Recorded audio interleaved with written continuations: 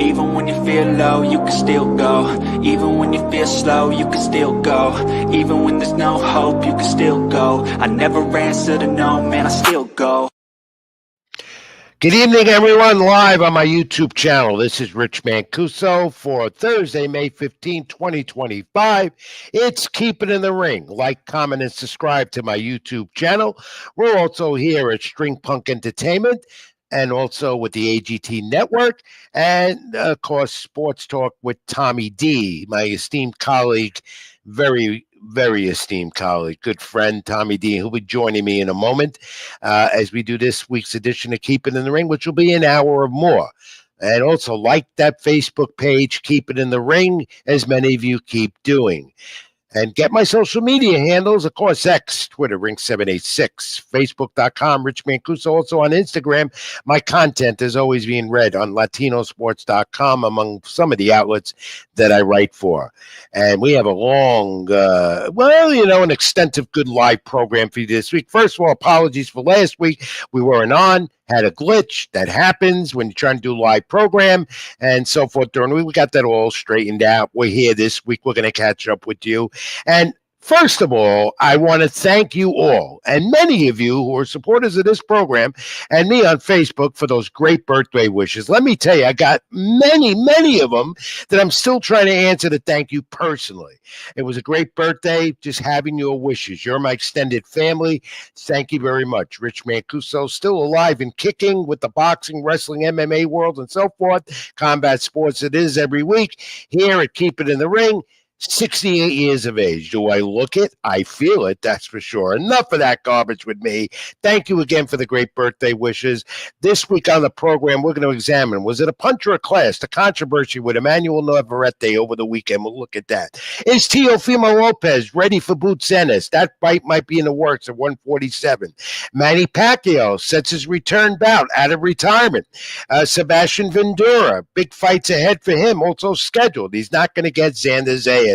More boxing, MMA news, the Pro Wrestling Report, plenty of that with WWE and AEW getting ready for Double or Nothing. And later on in the hour, we will look at the life of the great Sabu, who passed away unexpectedly this past week at 60 years of age.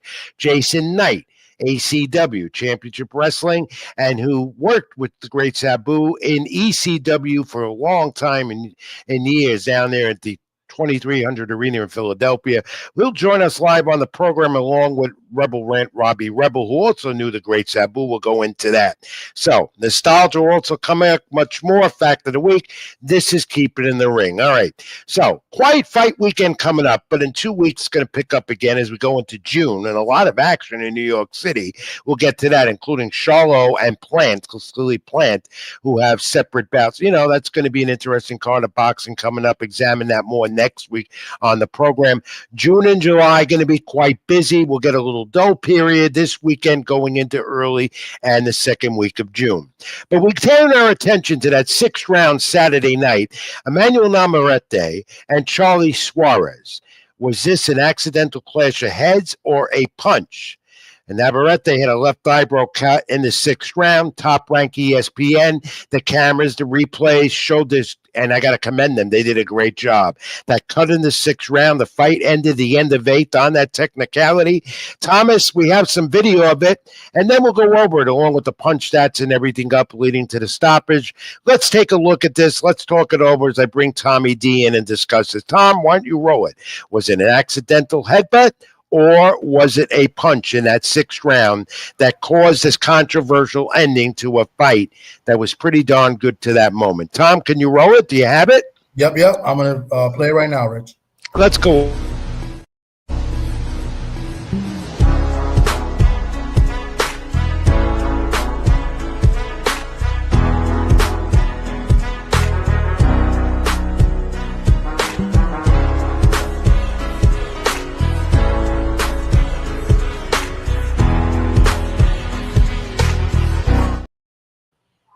Yeah. Tom, clearly to me that was wasn't a clash of heads, was it?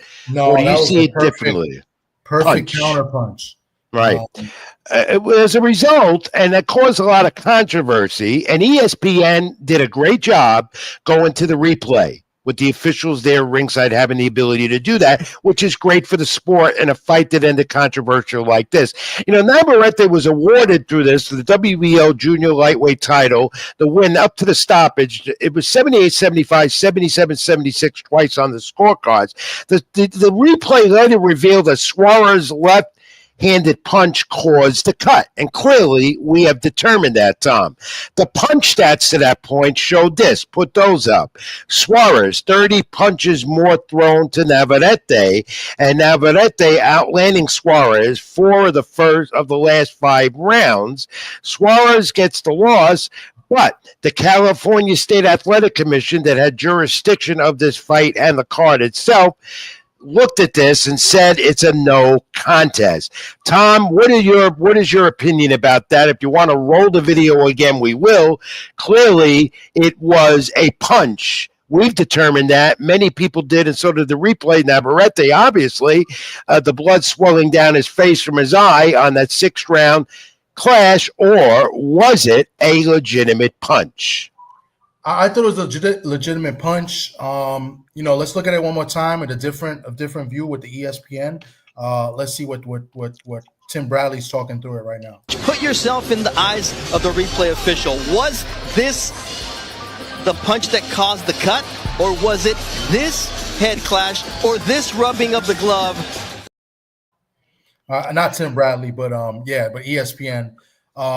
I thought it was Bernard Osuna. Yeah, Bernard Osuna. Yeah. But Bradley took it from the perspective of he being the Hall of Fame fighter, took it from the perspective and described it real well, Tom, and he thought it was the punch, clearly the punch. Up to that point, before the replay, though, there were questions. Yeah. Was it a clash of heads? And that does happen when fighters like these two, Suarez and Navarette, fight up close. They will clash. They will clash heads. But the replay, which is so vital here, obviously showed that this was a punch and not the clash of heads that caused it. Yeah. The ringside officials and the replay, they had to go over it numerous times before it was determined that this fight would go to the scorecards.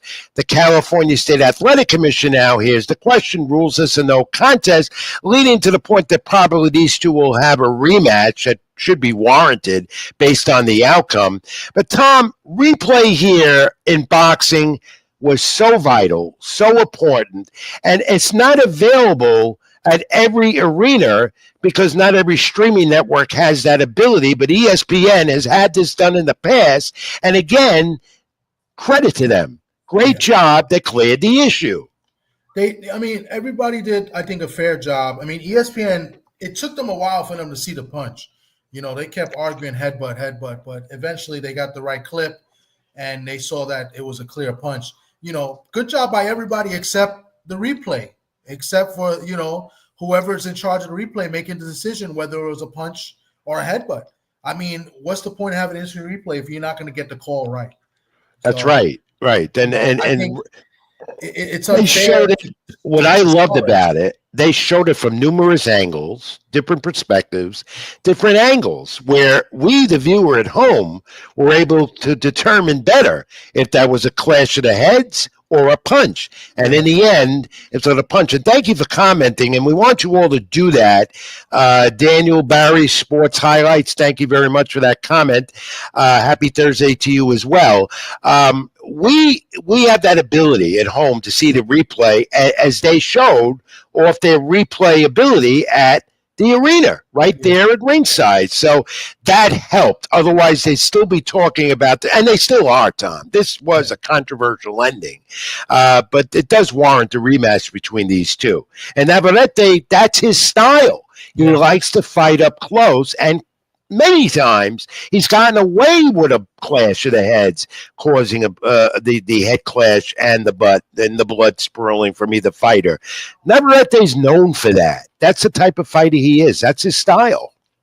No, that's it. And he throws punches from all angles. He was winning the fight.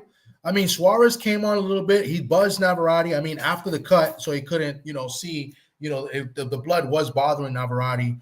Suarez did have some moments in the end, towards the end of the fight, but at the end of the day, they didn't get the call right. For a guy like Suarez, who's not like a known fighter with a top promotion. It's unfair, so it's good that they're going to have the rematch, but it's a little unfair that he's not being able to come in, crowned as champion.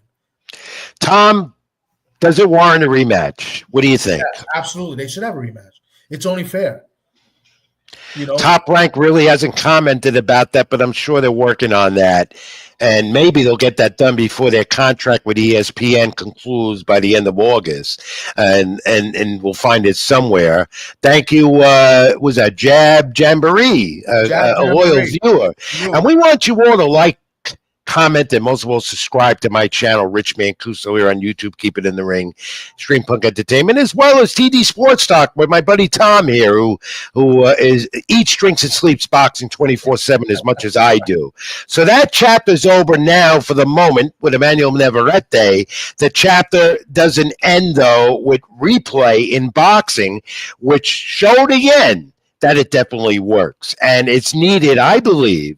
Streaming networks have that ability to do it. ESPN was there and had that ability. All of them have to do it. And go to replay. Every sport does it in the major sports leagues all over the place. Do it in boxing.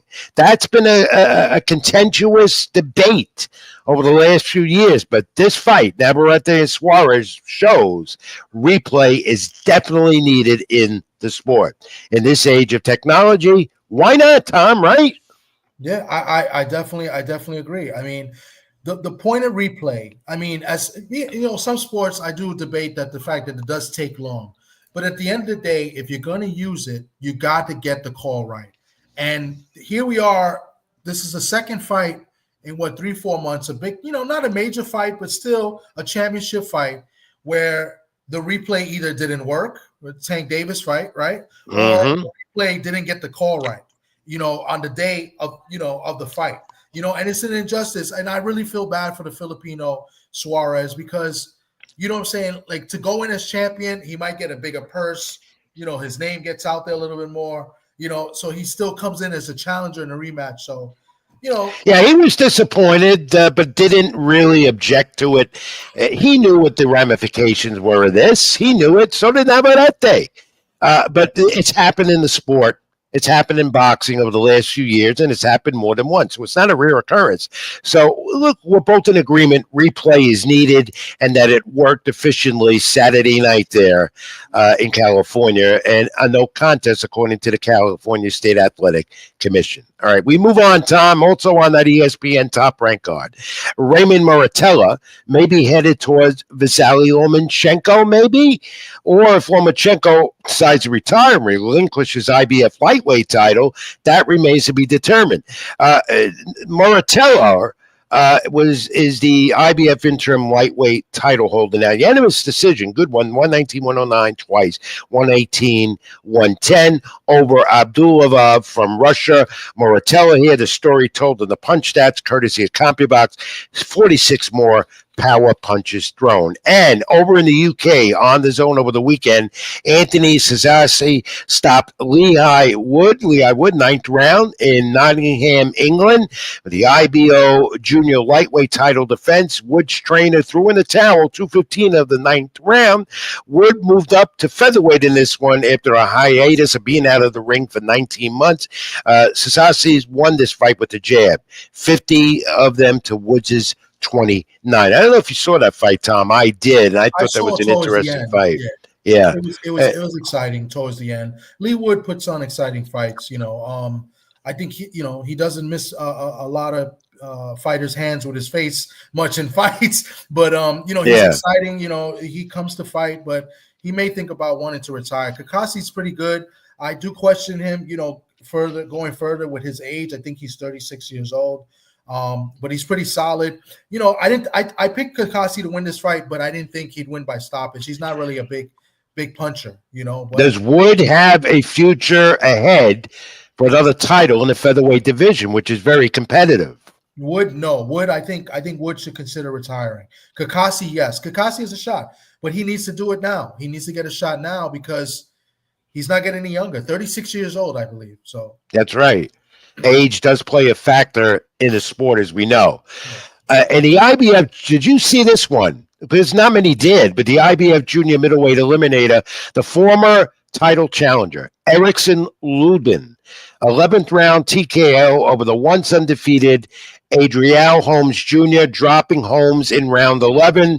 It seems Lubin still wants a shot at a title, by the way, at 154, and that's where he is. That's going to be tough, though, at 154 for him. We all know where that division is headed. A lot of competition at 154 right now, but he says that's what he wants. Of course, Sebastian Ventura, Tszyu, Charlo now back in the mix. Erickson Lubin, though, he never fails to disappoint, does he, Tom? No, Erickson Lubin's a solid fighter. He's he's kind of like in his prime. He's been stopped before, he's been dropped, but he's a solid fighter. He's good now. He's with new trainers. He's with Berlanga's trainers, right? Mark Ferret, and he's working on different things. I think he was with Cunningham before this. So, Lubin, the time is now for him. Make a move. Maybe he's the mandatory now, I believe, to what is it? The IBF. Yeah. Not too sure. The IBF, the eliminator, right? Yeah, so let's see what happens. Xander, one of those fighters, Lubin, that doesn't go away. Yeah. Always feels he still has something in him. And after what he did on Saturday, perhaps he does. So, Tom, now, we didn't talk about it last week. We had the technical glitch, as we know, and I wanted to, but we're going to get into some of it now, the aftermath of Fatal Fury in Times Square. A dud, as I wrote on Latino Sports, as you and I discussed so many times. I mean, there were so many complications. In fact, they lost a lot of money doing that venture, with no fans able to see it on the screens as they promised. A lot of money spent just to close off Times Square. Yeah. They admitted they lost a lot of money, but the Turk guy doesn't care. Look, he's got the money to lose. What do you got? He has never-ending money. Never ending. He's taken over the sport. We know that. But the Turk guy and Dana White planned their first major fight cards, they say, this year or early next with their new boxing league, Ring Magazine, with their title belts and such in different divisions. And TKO says they're going to have an average, that's the company, of 12 events over the next 5 years, and 1 to 4 super fights. That's reportedly what they're going to do. And as been said, Tom, Fatal Fury was all about the money. The fights were duds, okay? The fights were duds on this big boxing weekend of 2 weeks ago. The money is what they came to do, and that's been the consensus with fans and with people in the boxing industry. These guys don't come to fight. They want the money because the Turk guy's got it to give it to them. And let's take a look. The purses, reportedly, that came out. Here we go. Teofimo made $900,000, and he wasn't the main event. All right? Devin Haney, $5 million. Horrible fight with Ramirez. All right. Rolly Romero, though, look at this. $5.5 million to beat Ryan Garcia, who got $20 million. And Canelo Alvarez the next night in Saudi Arabia, part of Fatal Fury. All right. In Saudi Arabia, his first fight, a Cinco de Mayo weekend outside the United States. Canelo Alvarez in Riyadh versus William Skull, where he regained the IBF title, super middleweight title. Canelo, $80 million, Don. That's astounding. That is astounding. But that goes to show that the Turk guy has the money, whether he's going to lose it or not, to pay these guys. And Canelo's fight was a dud with Skull, as we know. Yeah. Turkey doesn't care about the money he loses. He has money that he does, he wants to put in, and he wants to pay them, put on supposedly what he says big fights or different or new type of fights. Times Square for him was just, to say, look, I did something in Times Square, it looks cool or whatever the case may be. They signed Canelo to $400 million. That was the first fight of a 4-fight deal, I believe. So $80 million for that, and Canelo, he stunk it up. I mean, he could have done way more. I don't think Canelo even tried in that fight. They should have. It's astonishing. It's astonishing. The money that's going around this sport right now. They deserve it, but they don't deserve as much as they're getting. It just, especially what they do in the ring, the performances overall, Tom. Yeah, I mean, they're fighting, for the money, and they're just there. They'll get the win any way they can. I mean, I would have liked a lot of these fighters to do a little bit more. You know, I'm not sure how accurate those numbers are as far as the money, but to give Ryan Garcia all that money, if that's the case, after all the stuff he's did and said in the past year, you reward this guy and give him that type of money and in this type of event and make him like your main event star. That's why I Yeah. was happy to see him lose. I Yeah. mean, I don't want to see him again or at least for a while. I really don't. I Interesting. mean, it's a joke. It is a joke. It's Canelo, not making look. The sport is thriving in some points, but this doesn't make the sport look good at all. It No. doesn't, and that's why you get people that get turned off. And I talked to a lot of people that want to tune into boxing, but they can't get into it because they see these guys making all this money, and then they see that dud in Times Square 2 weeks ago, two weekends ago, and they say, "Why do I got to watch this? Why do I pay for it?" I mean, and they got a point. They got a point. They If you really think do. about But it, he paid for the IBF belt for Canelo. He yeah, said, he what? did. They basically they bought the belt so Canelo Yeah. could be undisputed again and then defend the undisputed title against Crawford to make it. Well, Canelo always looking at his legacy to continue, and we're going to talk about his impending fight with Bud Crawford in September in a moment. But he's all about the money anyway. He goes where the money is. His track record speaks for itself. Speaking about Teofimo Lopez, who defended that WBO 147-pound title in Times Square against Arnold Barbosa Jr.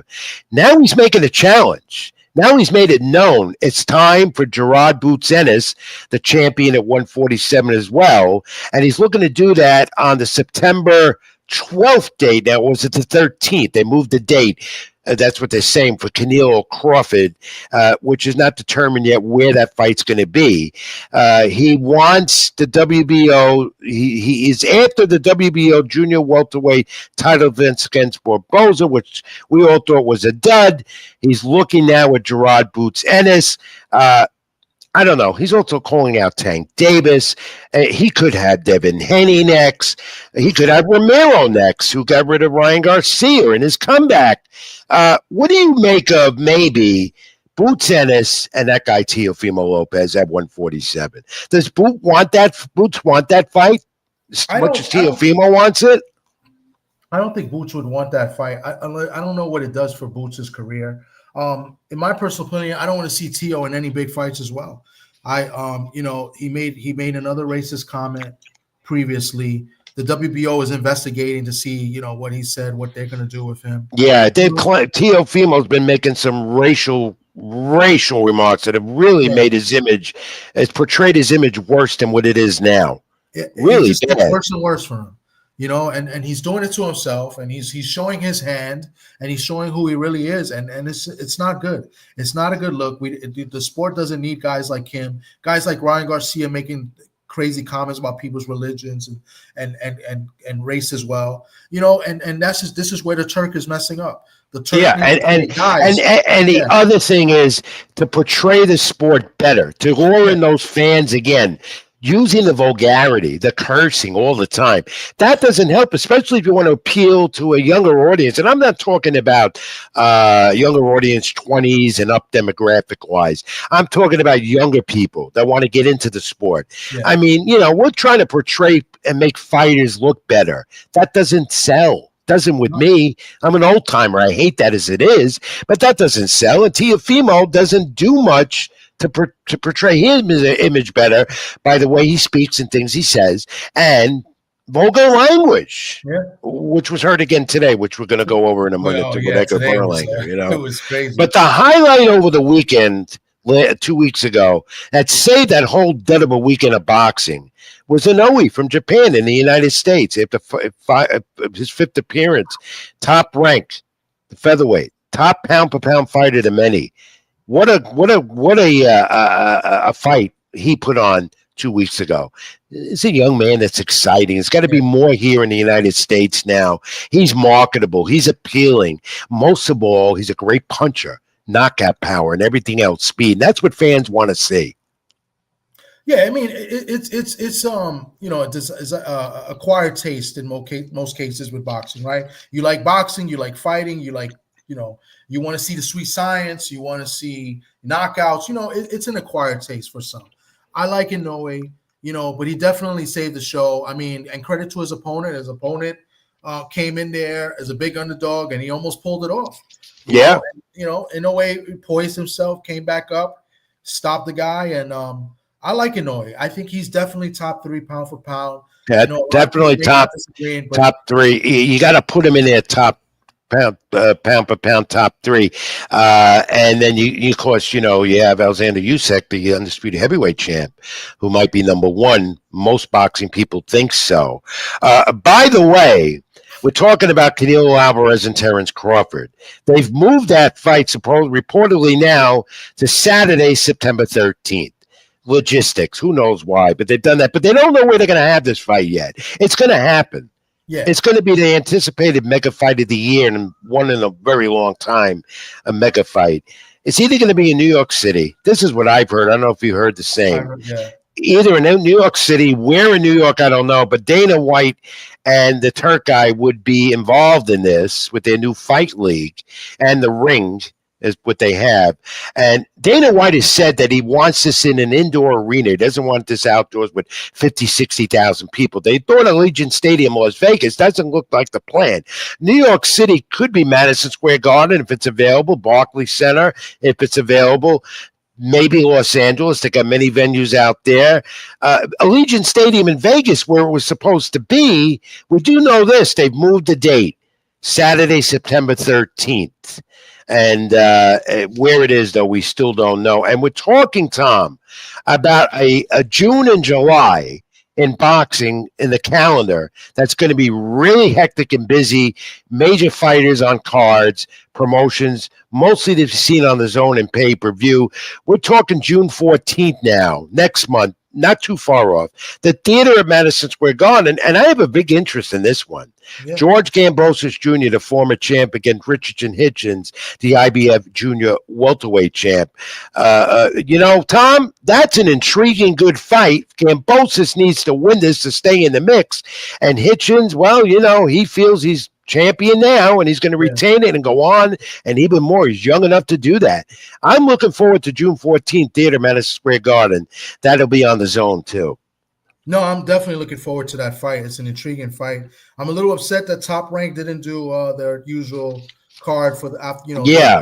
Well, you know what I heard? That the people, I'm not naming them, at Top Rank told me that because the contract with ESPN is coming to an end, and they weren't able to fit it in, and it's not because the Garden wasn't available, the theater it is, but they decided to move on from that, and perhaps they'll return it next year. I thought for years that was a great event. Yeah, Felix Trinidad, Miguel Cotto later on, but then we had Xander Zayas, who was going to be there, but he's got other plans. We'll talk about that, but a big one here, Tom. We're going to go to this. This is going to be a good fight. I think Kambosos might give him some problems early. I think Kambosos has to show, and Kambosos being a little bit dirty. I don't know how Hitchens can play to that. Will that bother him? Will he be able to compose himself? There's a lot of things.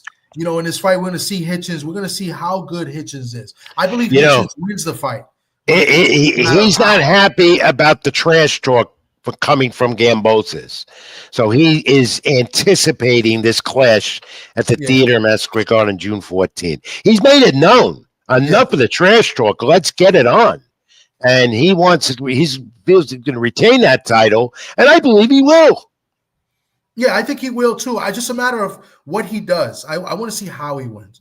I would like to see him maybe drop Kambosos once. I want to see a nice convincing win for Hitchens because I like Hitchens. I mean, I believe he's the only champion we have in New York at the moment. So, I would like to see Hitchens keep the title and win convincingly. So, how about the summer to come? We'll preview as we go along in the weeks to come.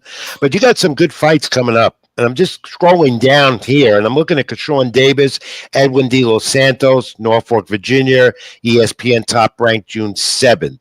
Yeah. I'm looking at there's some intriguing fights on the calendar coming up. Tokyo, Japan, Junto Nakayani against Nishida.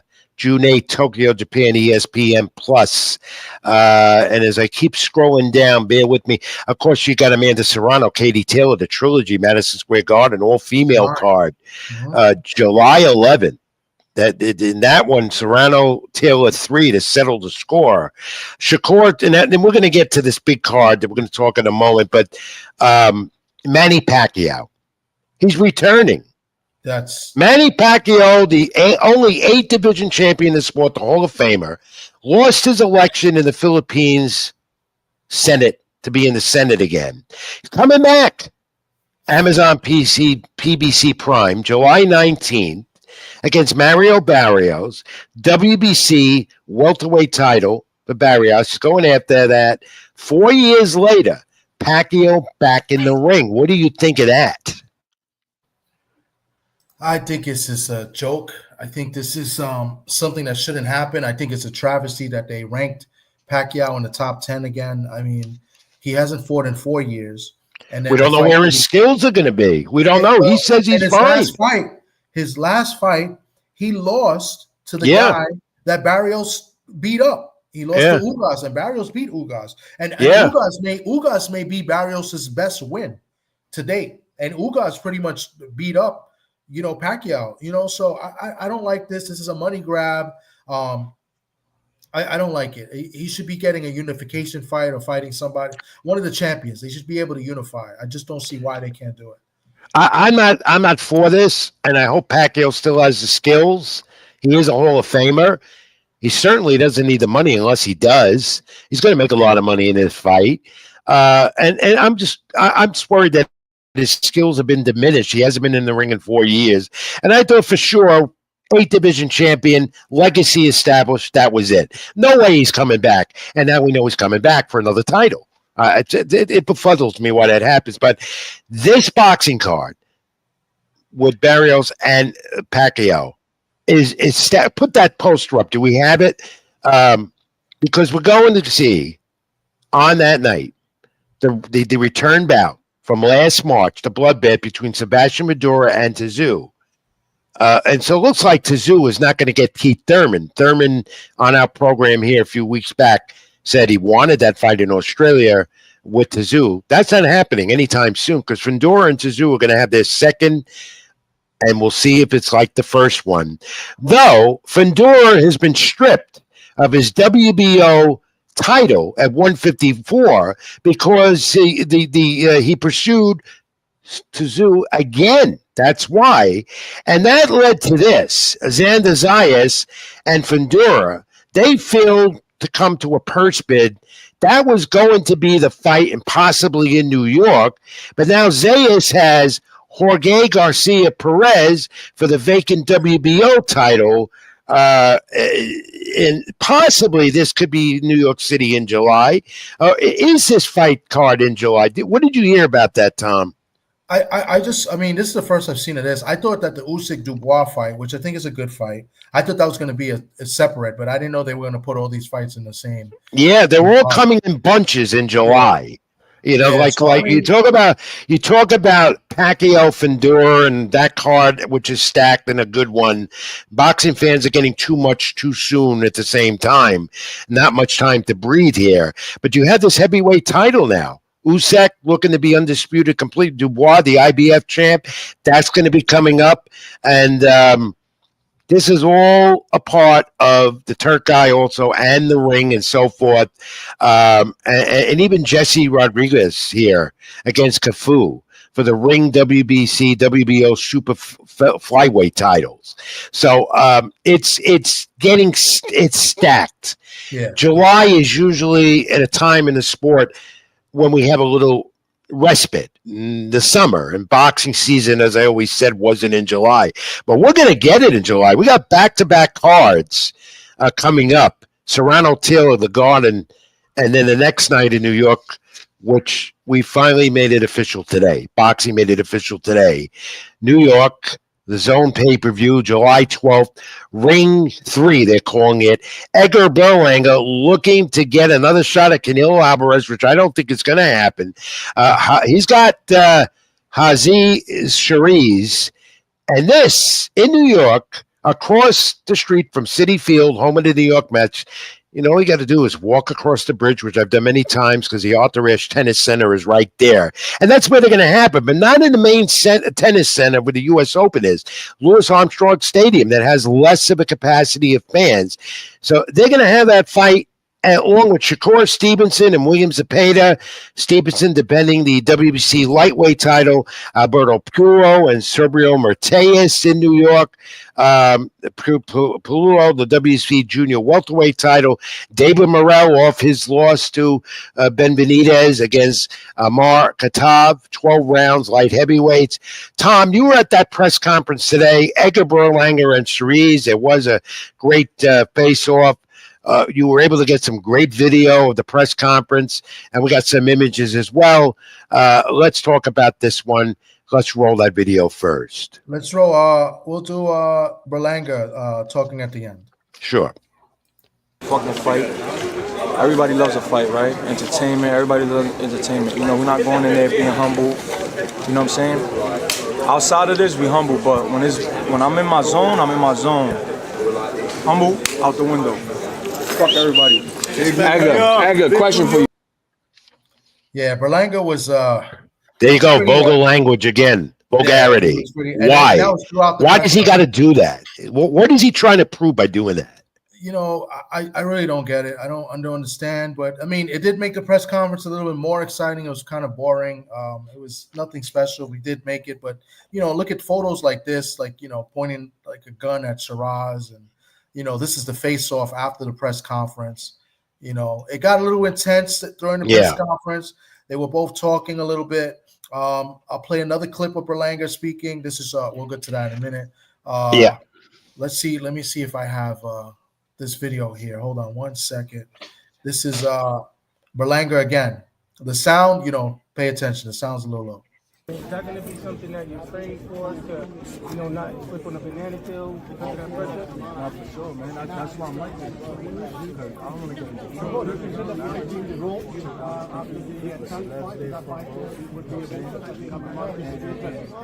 And just like what Coach said, we don't feel pressure. We rather and we apply the pressure. You know what I'm saying? I groom myself. My coach groomed me to be this type of fighter. My father groomed me like that. So, I got 2 lines in me. So if I got 2 lines in me, what makes you think? They built me and they 2 lines. So what makes you think?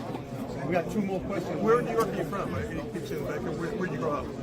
Where'd you grow up, in the city or in the burbs? Or? So, I was in shelter homes all through the Bronx, Hunts Point, Webster Projects. I lived in Webster Projects for 3 years.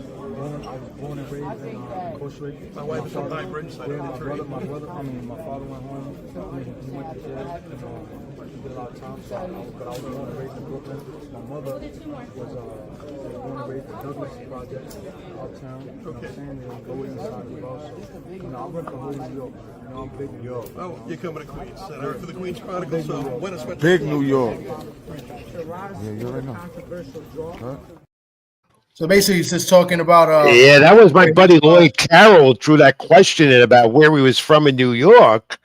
I didn't know that he grew up in the Bronx, not far from me. I didn't know that either. I didn't know. I thought it was Brooklyn, Puerto Rico, and Brooklyn. But regardless, he's very happy that he's fighting in New York. That's what he wanted. At one time, I thought he was going to be a part of on the eve of the National Puerto Rican Day Parade that Top Rank used to do. Instead, he's going to be fighting in July at the Louis Armstrong Stadium. First time fights are being headed over there. But what do you make of that today?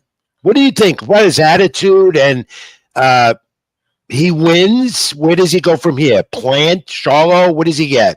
I think a good performance is what we want. I like the attitude. I mean, I guess cursing is part of boxing. I mean, he was a little intense, a little extra.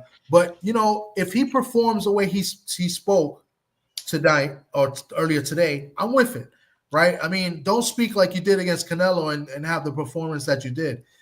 So I would like to see him perform. Both guys were heated. Shiraz came in. I like the way Shiraz came to the press conference. He came in a nice suit. He looked prepared. That's how you come to a press conference, not for anything. He looked, he looked good. He looked professional, right?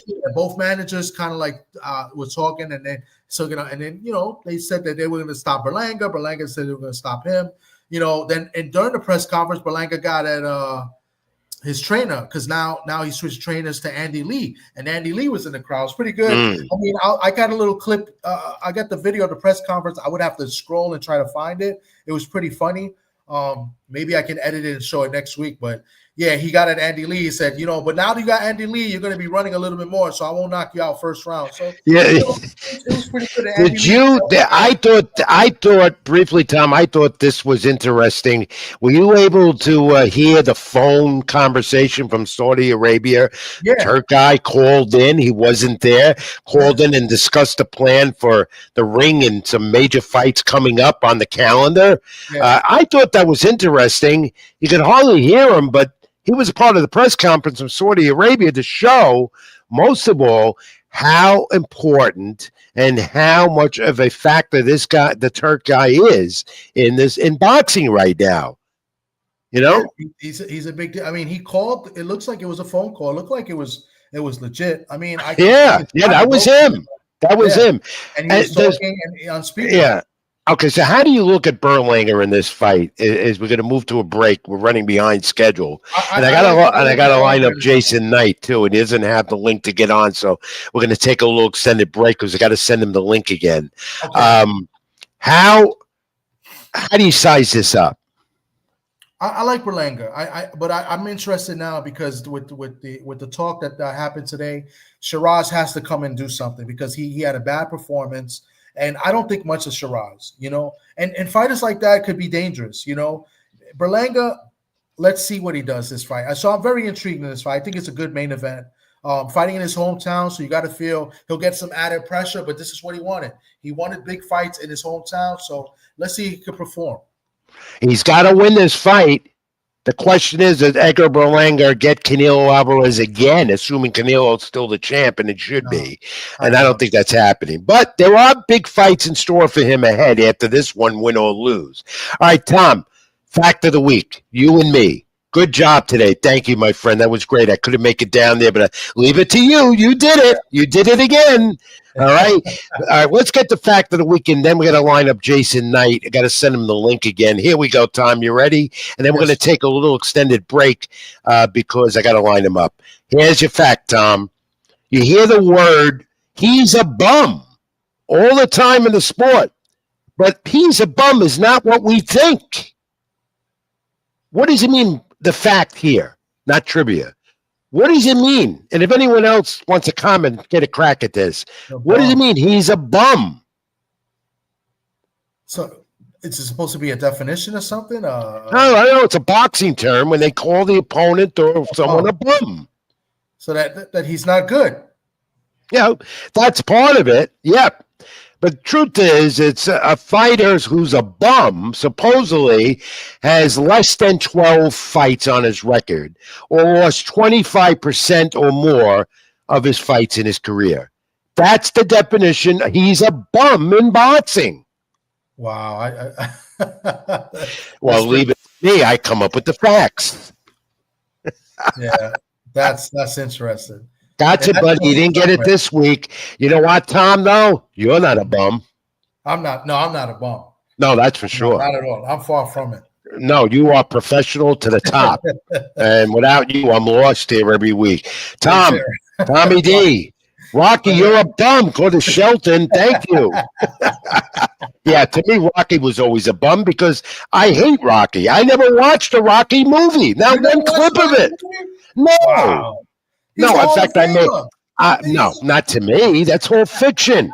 In fact, when I was in Philadelphia a couple of years ago, and I told the whole world this on my social media, I made peace with the Rocky statue.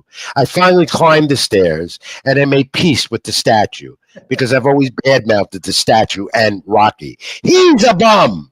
He's a bum. You're not. You're not, and all of you watching out there, keep it in the ring with Rich Mancuso. Come back, some MMA news and the pro wrestling. We're going to line up Jason Knight and Robbie Rebel and talk about the passing of the great Sabu. Get me on social media, X, Ring786, Also, Facebook.com, Rich Mancuso. Like, comment, subscribe my YouTube channel, Rich Mancuso. To Tommy D as well. In the Facebook page, like that as always. I tell you all every week, my friends. AGT Network, of course, Stream Punk Entertainment, our great Scott Church, and behind the scenes on that one. Stay with us, fans. Taking a little extended break in the lineup, Jason Knight. I'm Rich Mancuso. That's Tommy D. More Keep It in the Ring. Back in a moment.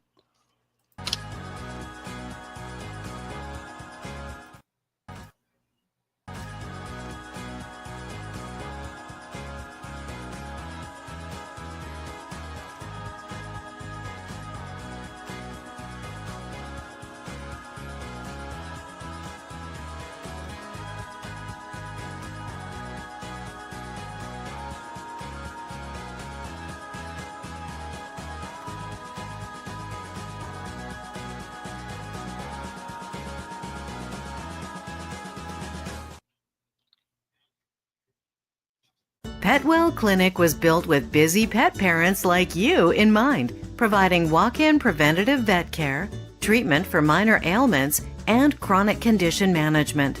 You remain with your pet throughout their visit, and all charges are clearly explained, so there are no surprises at checkout. Just walk in to our Paramus, Greenbrook, or Union locations, or visit us at petwellclinic.com for more information.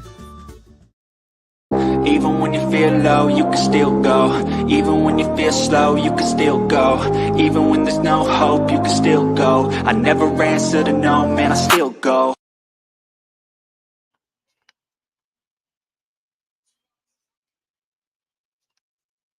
All right, Tom, I'm trying to line up Jason Knight, sending him the link. Let's, you want to babble on a minute, take me off screen while I do that? Go do it. Go ahead, just babble on a little bit. You know how to do it. Go ahead. I'm almost finishing up. We're doing live. This happens. I'm trying to get Jason Knight. I'm trying to get this link to him. Go ahead and babble on a minute. Go ahead. Got Robbie in the back, too. I could bring Robbie up as well. I'm not ready for Rebel yet. Okay, all right. So let me take you off. You let me. All right. I just sent the link, and Robbie, hang in there because I want to put you on with Jason Knight together. This is important because we're going to go over the great career of Sabu, who died tragically. We're going to get into that in a moment. Not tragically. He passed away suddenly, and the whole wrestling world is still stunned about it. Yeah. Sabu just wrestled about 3 weeks ago. Yeah, we're going to go into that as well. And I would want people to comment on that. All right. Why we do that? Let me know when you're ready. Let me know. In the meantime, D says Berlanga might be too big for Shariz. Good step up fight for him in his first fight at 168. Good point. All right. Tom, let me go over some MMA, UFC stuff quickly. And then we'll go into the wrestling stuff. And Dana White has announced UFC 319 middleweight title, Drake Duplessis versus Shamav. Pay-per-view August 10th, United Center, Chicago. Duplessis' third title defense and with an 11-fight win streak. He's an exciting fighter in the octagon if you can catch him on pay-per-view. Islam Makhachev vacating the lightweight title, moves to welterweight, leaving Charles Oliveira versus Topuria for the vacant title, UFC 317, Saturday, June 28th. In Las Vegas, Nevada. So that's some of the UFC news, and their calendar is heating up as well. All right, Tom, let's get to the pro wrestling stuff. Keep It in the Ring continues live on my YouTube channel, Rich Mancuso. Like, comment, and subscribe. Let me know when Jason Knight comes in. I did send him the link. Okay. And in the meantime, Robbie Rebel, we could bring him on as soon as I run down some of the WWE and AEW news. First, let me go AEW because last night was crazy on Dynamite, and we saw Moxley and Sabu and Samoa Joe setting up a big event at AEW Double or Nothing in 2 weeks, and that's going to include Swerve Strickland, an exciting competitor in AEW. AEW is still just hanging in there with storylines I still can't understand. And then Double or Nothing is May 25th. And we also have Ricochet and Zach Gowen. That's disgusting what they're doing. Gowen is a one-leg wrestler, has one leg. And what they're doing there is just, I don't agree with that. To me, it's in bad taste, but they're doing it with him and Ricochet. Bad taste to me, Tom. Let's go to WWE. It looks like they're going to be doing too many shows all at once, confusing storylines. That includes what's coming up with Money in the Bank. And here we go. This came out of Backlash over the weekend. Cobb. He's the newest member with Solo Sikoa. There he is. Cobb and Solo Sikoa are going to team up. It's obviously not going well with Fatu. And, of course, Cobb is New Japan talent coming in, going to be a part of this new bloodline. With it's going to set up, obviously, what's going to happen with Fatu and Solo Sikoa. All right? And then we have John Cena, R-Truth. They're doing this.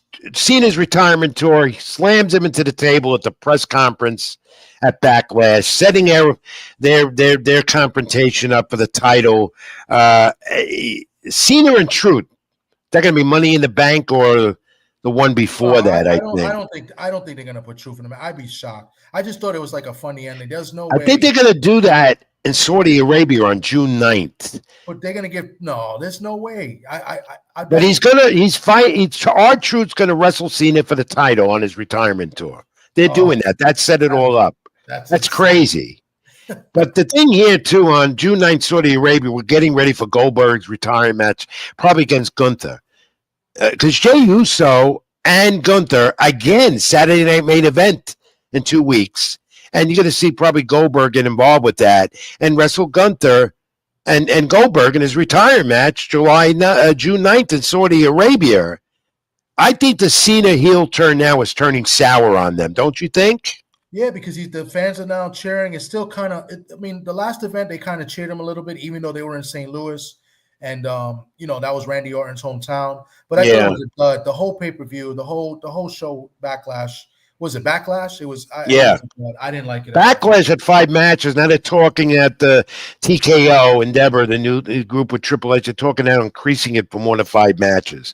They only do 5, which I'm fine with. But you have so much talent that needs to be involved, so they're going to increase that. But Maccabee and Gunther, got an image of that?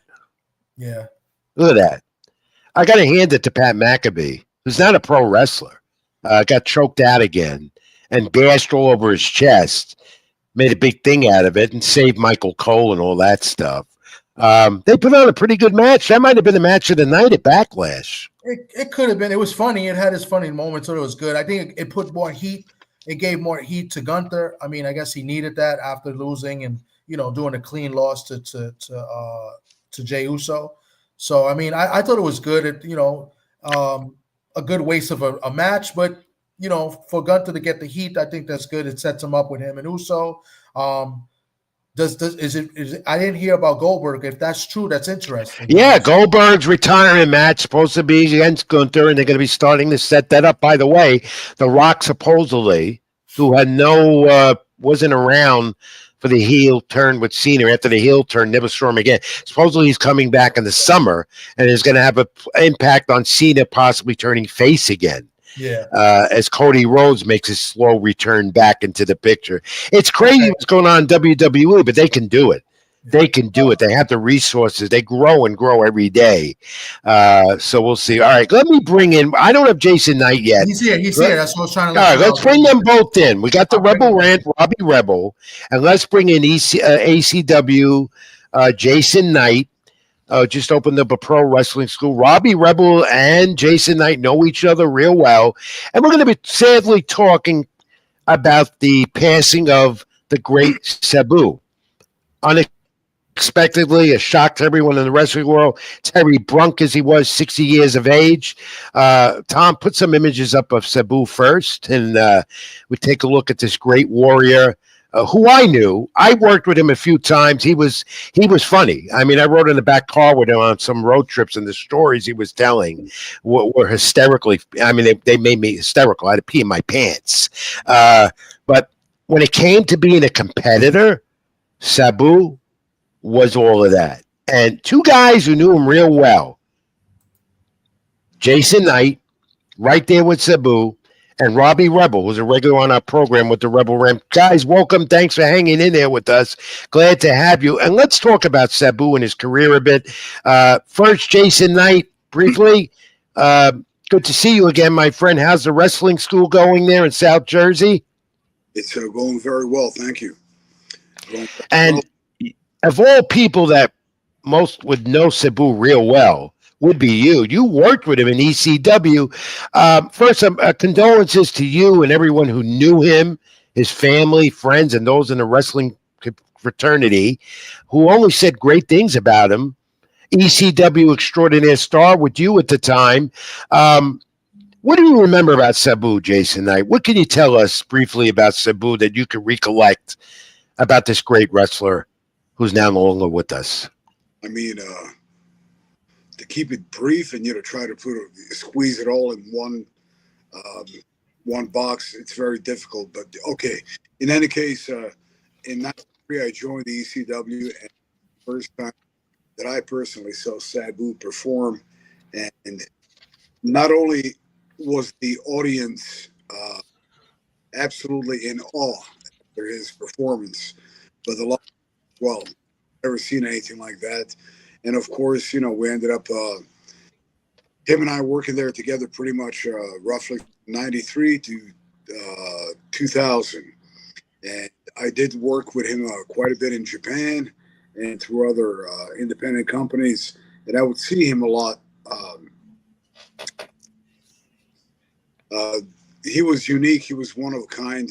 And a lot of people would say that he had get it because he was the nephew of the Sheik, and nothing could be further from the truth.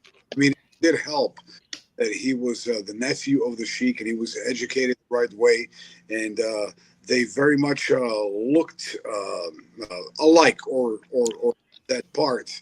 However, he didn't have it easy. He started from the very bottom, and everything that he earned literally blood, sweat, and tears.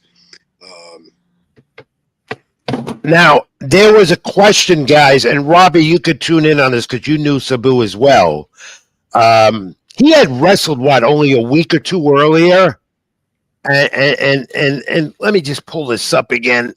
There is a lot of controversy, and in a recent interview with Yahoo, Janela, and I don't know exactly who she is, maybe you guys can clarify, reflected on Sabu taking kratom ahead of his match at that GCW event. It's a herbal extract used as a pain relief. And we all knew he suffered from pain. God, he used to fly off scaffolds and everything else at the ECW arena and elsewhere. And Janela noted that he was given the supplement after worries that he wouldn't show up to the event.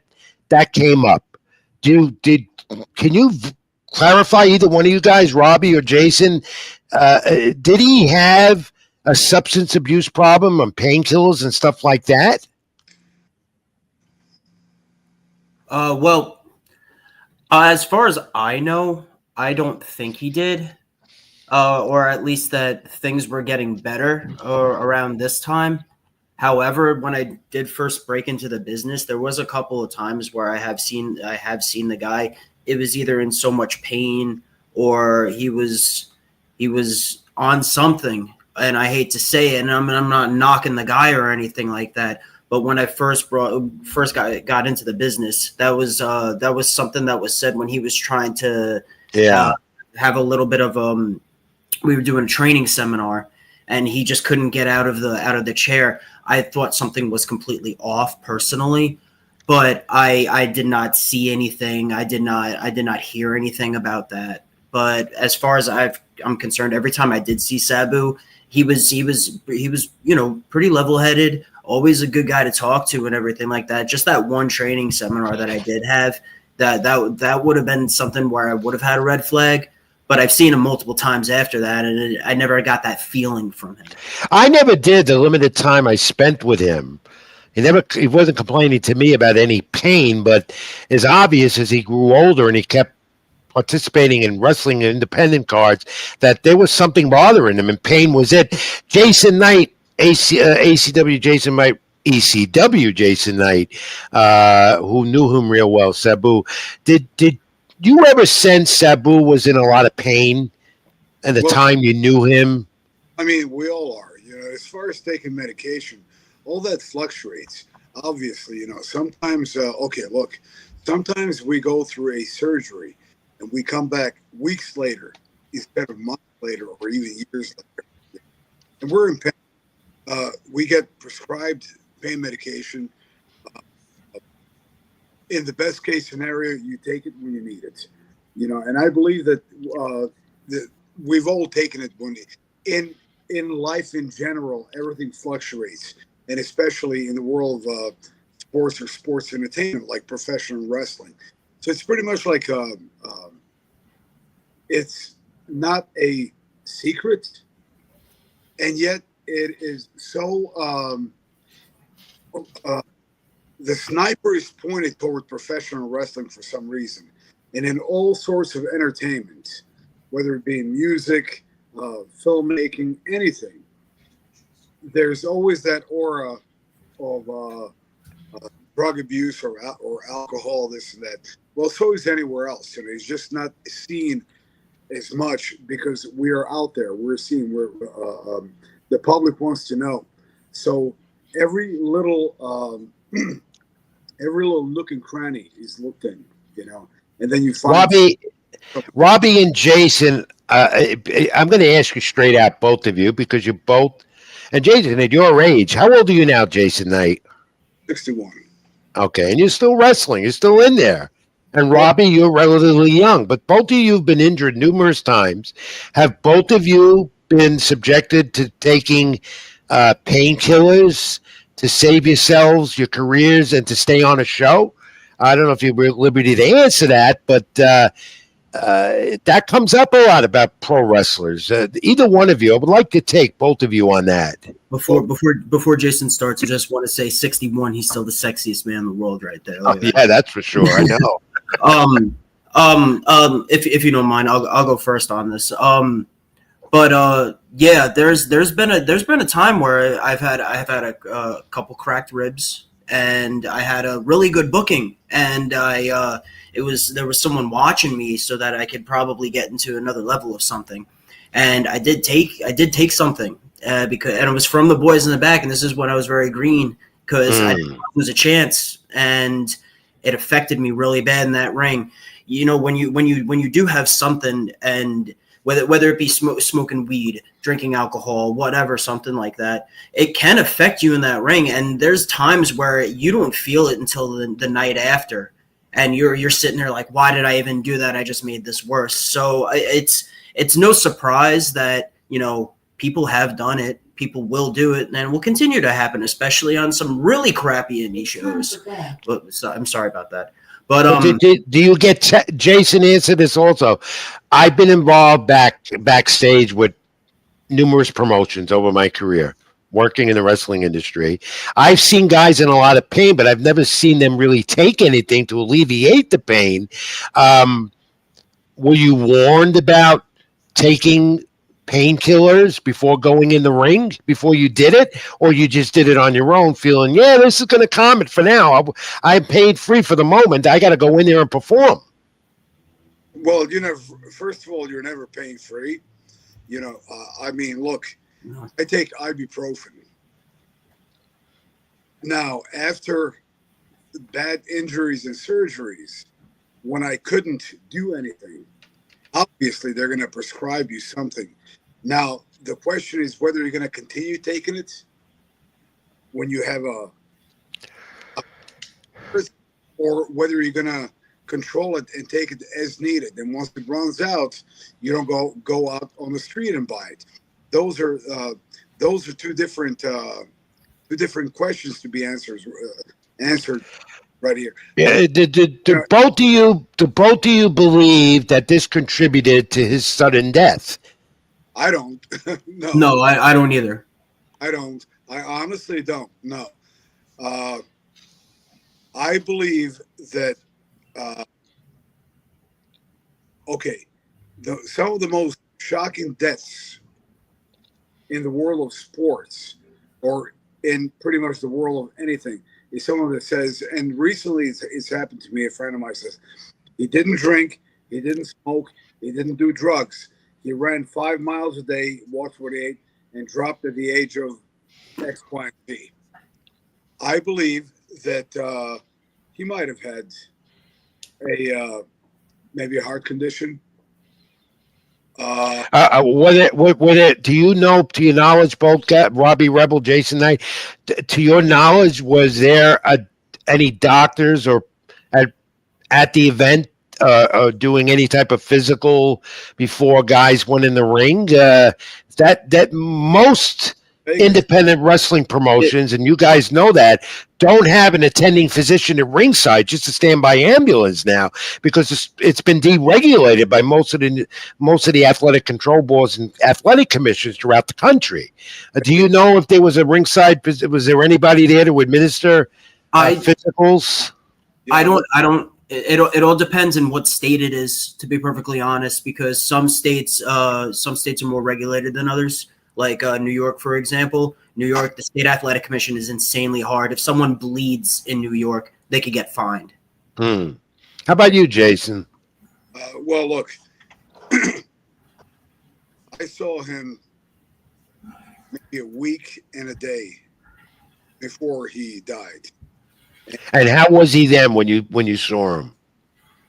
I asked him, "How are you feeling? How's the body?" He said, "It's hurting. It's hurting a lot. I'm getting." He was very talkative. He wasn't high or anything like that. He simply he sat there for a while. Then he walked around. He went grabbed something to eat, like he usually does. Remember the 2 hot dogs? Yeah. And he wasn't drinking any alcohol or anything like that, or nothing like that. I mean, I saw him several times throughout the night, but he was hurt. He was hurt, obviously. I mean, if I'm 61 years old or 60 years old, and I give my last match of a friggin' lifetime, and obviously I'm going to be hurting because he gave it. He gave it all he had. Yeah, he did. That was leading to my next thought. He was a competitor, respected around the industry. You didn't hear you never heard a bad thing about Sabu. No. Always good. You talk to the talent of yesterday and now, that those who knew him now in the current realm, always just great things about him. He was a teacher, a listener, and most of all, a great performer. He went out there and did what he had to do. Reflect on some of those memories, guys. Each one of you take a shot at that question. Robbie? Well, I'm pretty sure Jason has way more stories than I do about Sabu, but there was times when I first got into the business, we were working for a show called FTW, which is ran by this guy named Brian Idle. And all I did was see him, Balls Mahoney. I saw a lot of old school ECW guys, and it just took me into a completely different world. I mean, obviously I grew up watching not only Jason, but Sabu and all of them too. So just being able to be near him and have him, give me ideas, tell me what I should have worked on here and there and stuff like that. The guy had a totally different level of thinking when it came to that, and I really appreciated everything he has done. And I know you took it really bad when you heard the news, Robbie, as many did, but you had that personal touch with him. Jason? Well, again, I knew him from 1993 until about the week before he died. We've worked pretty much all over the country. We worked in Japan. He was very gracious in Japan because he had gone there many more times than I had, and he would always point certain things out or point you in the right direction if you needed something as far as food, gym, tanning. We rode the underground together, the subway system to get from point A to point B to go to the gym, to go tanning. He showed me around. Always, and of course, I worked with him, physically worked with him in the ring many times, and managed other people against him many times. There was always that trust. He always knew that he could trust me catching him, not moving out of the way, not cowering out. Him and I always had a connection. He knew that that I would never let anything as far as his ability and his high flying moves. I was Yeah, you were brothers in ECW down there in Philadelphia. You guys were brothers. You were inseparable. I remember that. I understood the fact that, he did this night after night after night. Sometimes in my own way, I would kind of question the fact that, why are you working so hard? I looked at it, well, it's what we do. Jason, your body has taken a lot of wear and tear over the years, and you're still in there. Not only that, you're training students, and even Robbie Rebel could vouch for that because you've trained him a bit. He's been on some of your shows at ACW, and I thank you, by the way, for delivering Robbie Rebel to me. We've become great friends over the last year, thanks to you and Desiree and ACW. How much more at your age, just like Sabu, can you take these bumps and basically what you call punishment of a pro wrestling star? It's got to take a toll after a while. Sure, because, I took over 10 years off and then came back and kind of, I didn't right back. I'm still not in it like full force. If they would say balls to the wall, I'm still testing myself and getting a little bit more each time, almost like I treat it like I just started professional wrestling. So, sure. Guys, hey. Yeah, it's you're breaking up a little bit, Jason, but we got the thrust of your what you had to say there. Let's go now, not to forget about the great Sabu, because that's why you two are here. What do you got coming up? Now, Jason, you just opened up, and I've got to go down there and see it, and I will soon, a new wrestling school. You're training aspiring talent, putting on some weekly shows now, TV, and I'm hopefully going to be involved with as well. What have you got coming up, Jason Knight? Always coming up with new ideas. Well, actually, we're going to have our second TV taping from right here in Vineland, our dojo, Impact Central Pro Wrestling Dojo here in Vineland, New Jersey. Our TV taping will be on Member. I believe, let me ask the boss. It starts at 2, right? Hey, boss? George? That's a great Desiree, your counterpart with ACW. Yeah. Do anything about her. So, how do aspiring wrestlers, young people, whatever, get in touch with you if they want to take a shot at it and get trained by the great Jason Knight? How do they get in touch? They can either get in touch on ImpactCentralProWrestlingDojo.com or All right. Impact Central Dojo Pro Wrestling.com. Okay. Tom, my great colleague in the back.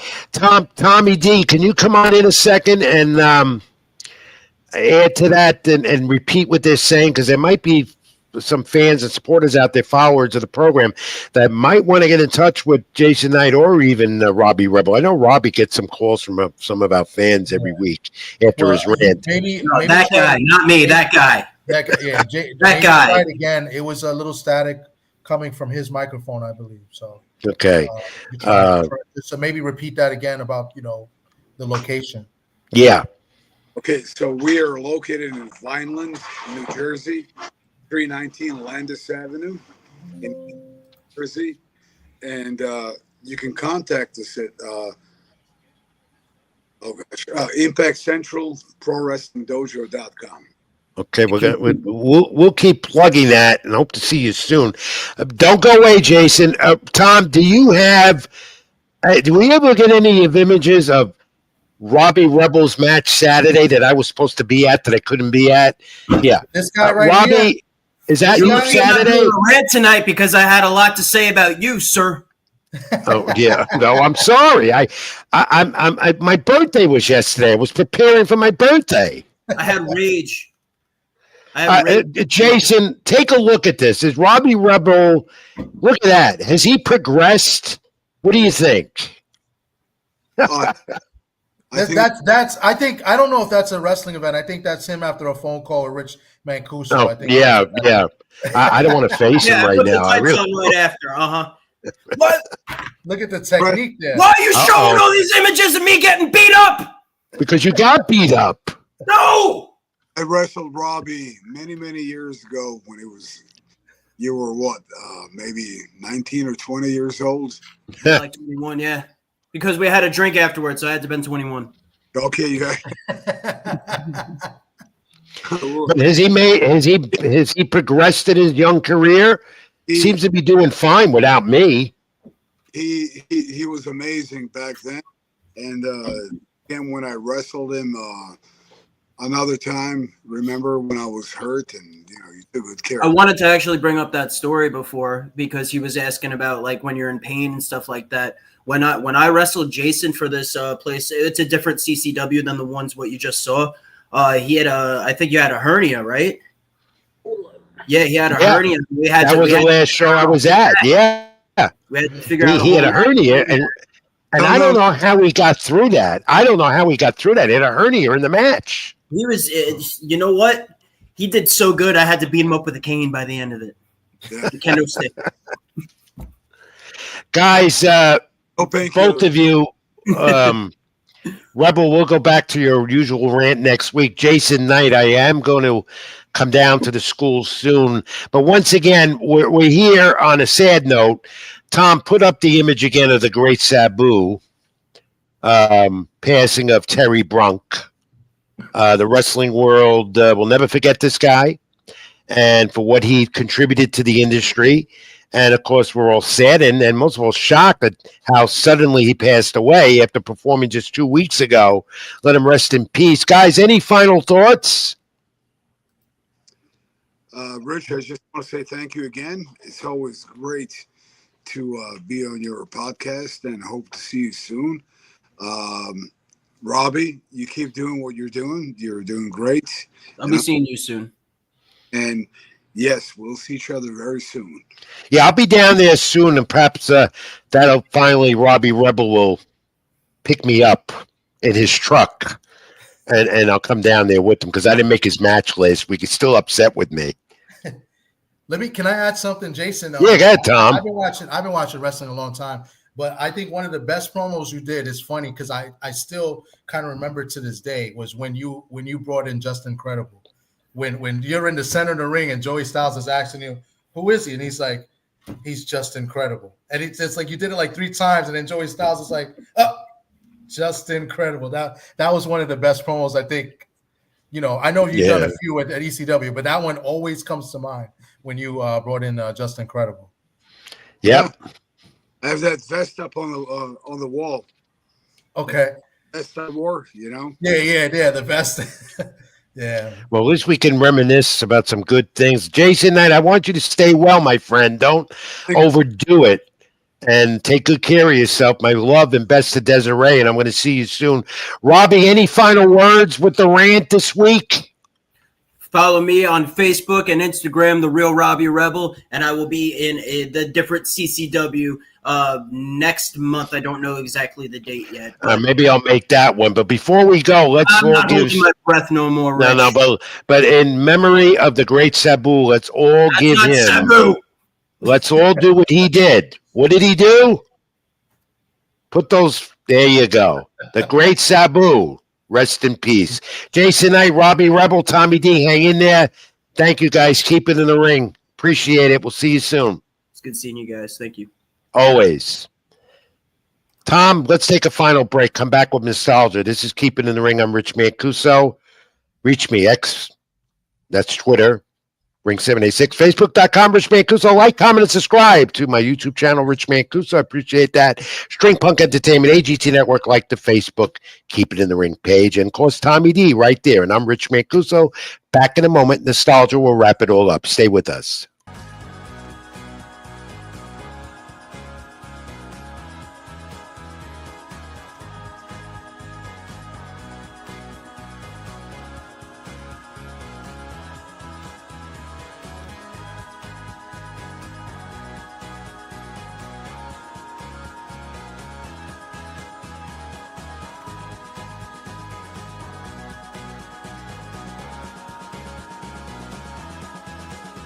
Even when you feel low, you can still go. Even when you feel slow, you can still go. Even when there's no hope, you can still go. I never answer to no, man, I still go. I know we're running over, but that we had to, because there was a segment, Tom, with Jason Knight and Robbie Rebel on the Great Sabu and the pro wrestling part. Let's get to some nostalgia. We'll put this up. But first, there's two of them this week. And first, we're going to go to May 20th with Larry Holmes defeats Tim Witherspoon. A split decision. He retained the WBC heavyweight title, the Hall of Fame in Las Vegas.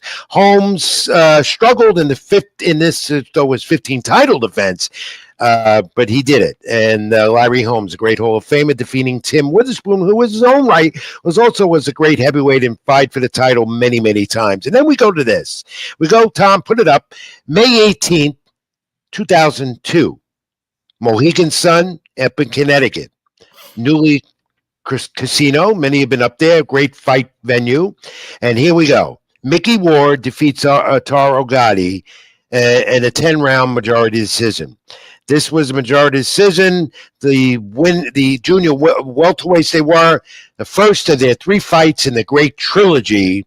The 9th round was considered the round of the year back then, and it was May 18th, 2022. Of course, Arturo Gatti, Mickey Ward, the trilogy. How many times have we heard about it? How many times have we read about it? How many times have we seen it? This was boxing. This was the trilogy, and one that you'll never forget it. They had wars. They had bloodbaths in that ring, and championship fights. One in Connecticut, two in Atlantic City at Boardwalk Hall that I was grateful enough to cover. And then they became great friends. Gotti unfortunately passed on tragically. Mickey Ward still around. Two Hall of Famers, two great warriors. Tom, that was boxing history. The first of their three fights. Yeah, those so three great fights. I think the first one was definitely the best of the three. Ward got the first fight, and then the second and third Gotti won. But Gotti changed up in those two fights, because I don't know if it was the second or third fight, but I think he took on Buddy McGirt as his trainer, and he started boxing more. He wasn't really slugging it out more. So, but they were still pretty good competitive fights. But the first fight definitely was the best of the three. Thunder. He was called the Thunder. And what I really loved about it was the camaraderie after their three wars, as I call them, and how they became great friends. Yeah. They worked together and for the betterment of boxing, training young people. They were always together at big fights, and even before the big fights, they just became great friends. And that's why I love the sport so much, Tom, because it's that mutual respect granted after what they did, contributing to the sport and also being a historic parts of the sport. And that happens a lot in the sport. People don't realize that. A lot of fans don't realize, as much as they will bash each other and have their verbal wars back and forth, the camaraderie of two fighters who went to war, it exists. Yes. And it's great to see. And these two, Gotti, Ward, after their great trilogy, they did that. They exemplified what the sport is all about. No, I agree. I think it's always good to show respect to your opponent, especially after the fight. It's I can understand the trash talking, and some people, they get personal before, but maybe that's just the psychological. Yeah, that is. Yeah.